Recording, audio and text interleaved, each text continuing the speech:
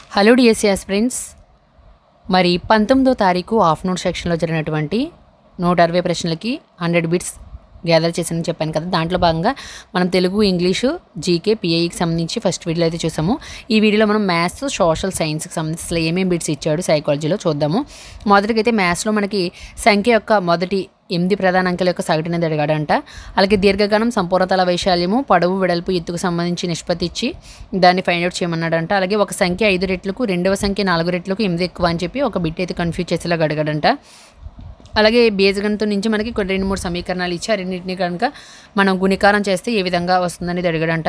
అలాగే శాతాలకు సంబంధించి ఒక బిట్ వచ్చింది, సాధారణ వడ్డీ. అలాగే సమాంతర చతుర్భుజంలోని ఆసన్న కోణాల మొత్తానికి సంబంధించి ఒక బిట్ అడిగాడంట.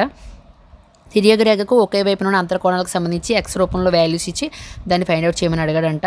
అలాగే మనకు సైకాలజీలో d²/6 సిగ్మా d²/n × n - 1కి సంబంధించి ఏదో బిట్ అడిగారంట.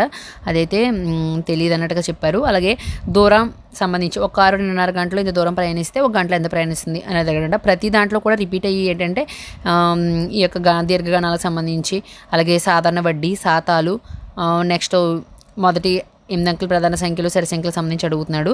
అలాగే మనకి పరోక్ష మాపనం, కోమ్టే, లక్ష్యాల అవగాహనకు సంబంధించి ఒకటి ఇచ్చాడంట, ప్రాజెక్ట్ మెథడ్ సంబంధించి ఒకటి ఇచ్చాడంట. సో ఇవి మ్యాథ్స్కి సంబంధించి. నెక్స్ట్ మనం సైకాలజీ చూద్దాము.